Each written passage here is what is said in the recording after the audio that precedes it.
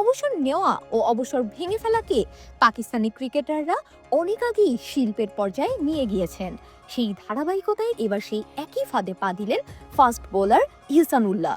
এক্ষেত্রে অবশ্য তিনি শহীদ আফ্রিদি, মোহাম্মদ আমির কিংবা ইমাদ ওয়াসিমদের ছাড়িয়ে গিয়েছেন। 13ই জানুয়ারি অবসর নিয়ে আবার 14ই জানুয়ারি সেই অবসর ভেঙে ফিরেছেন মাত্র 24 ঘন্টার ব্যবধানে। সব সম্ভবের দেশ পাকিস্তান, সেটা আবারও প্রমাণ করলেন ইহসানুল্লাহ। আবেগতাড়িত এই ক্রিকেটার জানান তার আবেগ কাজ করছে, বিবেক নয়। পিএসএল ড্রাফটের রাতে তিনি বলেছিলেন, আমি পিএসএল থেকে অবসর নেওয়ার সিদ্ধান্ত নিয়েছি। আমি আর ফ্র্যাঞ্চাইজি ক্রিকেট খেলতে চাই না। আজকের পর এটা আমার জন্য শেষ। আমাকে আর পিএসএল এ দেখা যাবে না। ম্যাজিক হার্বাল টুথপেস্ট দূর করে দুর্গন্ধ সৃষ্টিকারী দাঁতের সমস্যা। ইয়েস, দেখাও তোমার ম্যাজিক। তবে 24 ঘন্টার মধ্যেই নিজের সিদ্ধান্ত পাল্টে ফেললেন তিনি। বললেন, পিএসএল ফ্র্যাঞ্চাইজিগুলো আমাকে দলে নেয়নি, তাতে পরিবার ও সাধারণ মানুষের কথাতে আমি বিরক্ত হয়েছি। সে কারণে আবেগতাড়িত হয়ে সিদ্ধান্তটি নিয়েছিলাম।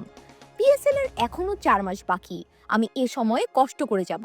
ওপরওয়ালা চাইলে যারা এখনো আমাকে নেয়নি তারা পরে দলে নিতে পারে।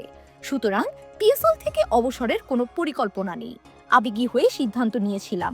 ফ্র্যাঞ্চাইজিগুলোর কাছ থেকেও ক্ষমা চেয়েছেন ইহসানুল্লাহ। তিনি বললেন, আমি ধীরে ধীরে উন্নতি করার চেষ্টা করব। পিএসএল শুরু হতে অনেক সময় বাকি, কিছু ঘরোয়া টুর্নামেন্টও সামনে আছে। গতকালের রাতের সিদ্ধান্ত ভুল ছিল। ফ্র্যাঞ্চাইজিগুলোর কাছে ক্ষমা চাইছি। রাগের মাথায় সিদ্ধান্ত নিয়ে ভুল করেছি। এই পেসারকে পিএসএল বলা যায়। 12টি ম্যাচ খেলে 15.77 গড়ে এবং 7.59 ইকোনমি রেটে 22 উইকেট নেন পিএসএল এর অষ্টম আসরে। এরপরেই চলে আসেন নজরে। জাতীয় দলের টিকিটও পান। তবে এরপরেই আবার আসে ইনজুরির আঘাত। এবারের আসরে তাই কোনো ফ্র্যাঞ্চাইজি তার প্রতি আগ্রহ দেখায়নি। শাহানা পারভীন নুপুর, খেলা 71।